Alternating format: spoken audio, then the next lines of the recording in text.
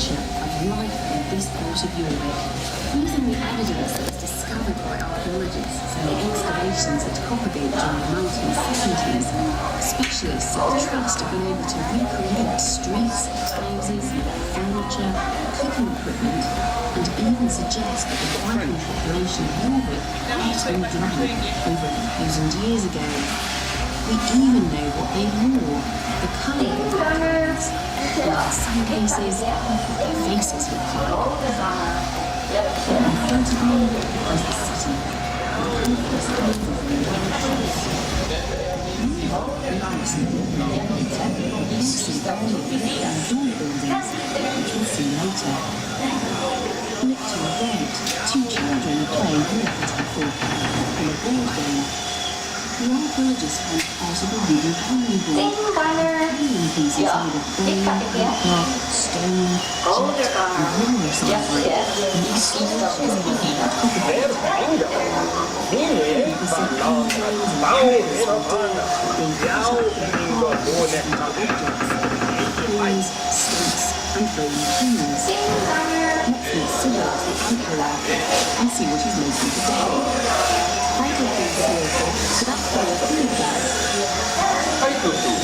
Ett lyckotätt som camping och skär tänderna. Detta min senaste vinna och dagbrin lock. He says that he's finishing that home by cutting the teeth. That's his last job, and he's finished for today. Looks nice, don't you think? Hold on, we're off here. The way of the river crossing towards the street called Coppergate. As the city of Jórvík becomes more successful, it's getting ever more crowded. Just ahead you can see an older, simpler, single-storey building that's yet to be replaced. It's made from wattle and daub, which looks really damp. A blacksmith lives there. He's in there now, hammering out ironwork like pots and pans, tools, and some smaller, more intricate items like spoons and door hinges. Now we'll go across to the next property and visit the blacksmith's neighbour. He's a wood turner called Uni, and he has a brand new two-storey building. You can see that he's been busy making wooden bowls and cups on his pole lathe. Let's ask him about his work. Hi, Dr. Uni. Exie att du häver väldigt välkomna över. Ja, ser du alla hina trädjärna och kuppen gick helt gott? Vem till mina barn kom i sidor att byta till röstande kvällen? He's expecting a visit from the children next door to see if they have the waste wooden cores from all the cups he's been making to use as spinning tops. By the way, it's this trade that gives its name to Coppergate. It's the street of the cup makers. Behind the main house, there's another building going up. The cellar is being dug out and lined with oak planks before the story is added. So it looks like the builders are having a rest though. Hi, Let's go back down towards the river now, where the big trading ships are berthed, and traders from Britain and abroad trying to sell their many wares.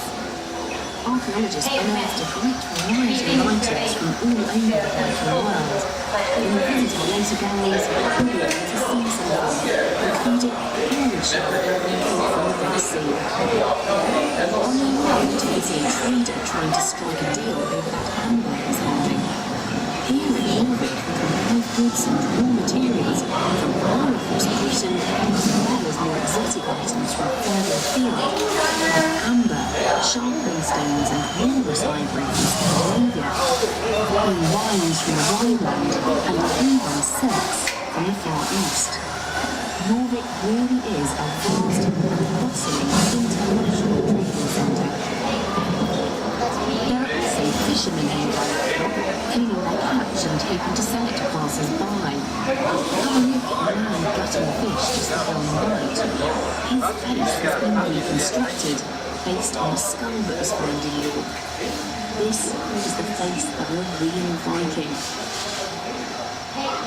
We're going to move away from the river crossing to see more of what the people of Jorvík get up to in their everyday lives. This next plot is occupied by a butcher who also makes leather goods from the animal hides. Look out for the rubbish pits filled with bones and waste meat. We know tons of animal bones that were found in the excavations that the Viking Age population of York ate a diet that was in many ways quite similar to ours today. Their food included lots of beef, pork and mutton, as well as poultry, fish and eels. Here we are in the butcher's house. As we travel through this two-roomed building, we can see that the floor at the back is in the process of being repaired, and we can also get a glimpse into the cellar below, where goods are stored. The only way into this cellar from the outside is from the back of the house. You can see the small door leading out into the backyard. Based on what we know of Viking houses, we also assume there was a trapdoor opening into the cellar from the room above. Now we're moving into the front room of the house, and you can see the hearth, which is used for cooking, and the roof spaces, where cooking utensils, dried herbs and other foods are stored, a sort of kitchen cupboard. You can also see the loom, which is used to weave the woolen cloth for clothing and blankets. As we emerge from this house, we are moving into Coppergate itself, an important commercial street right in the heart of the city of Jórvík. As you can see from these stalls, you can buy almost anything here. Coppergate is just one of many streets in this city, and Jórvík is a big and important Viking city, home to more than 10,000 people.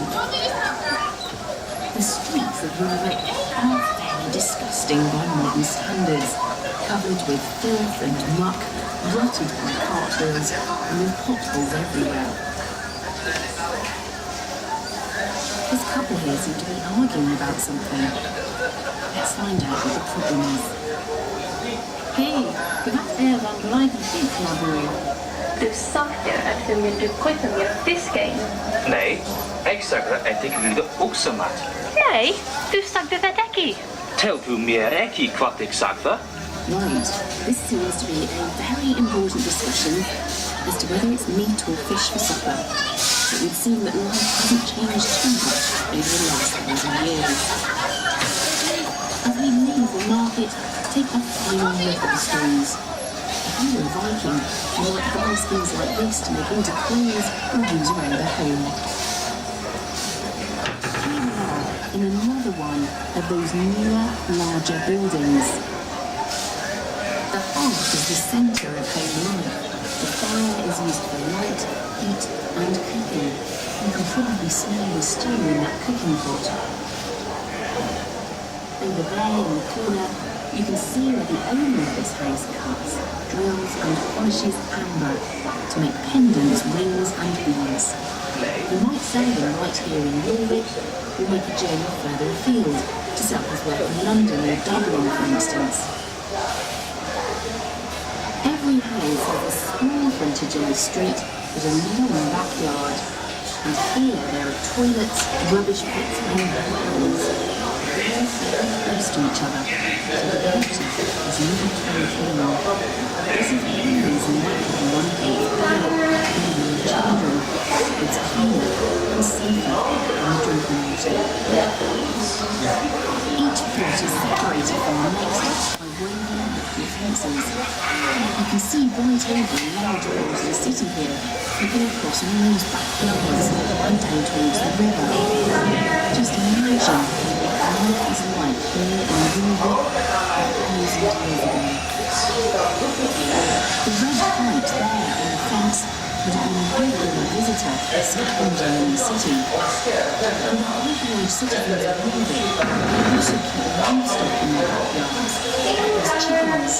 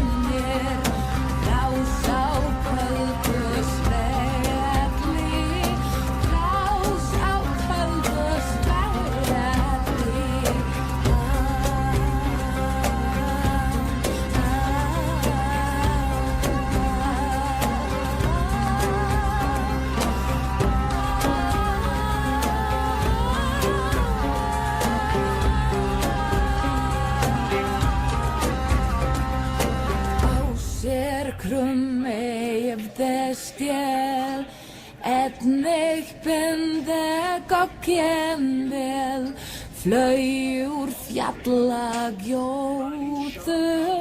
flöy ur fjallagjóðu.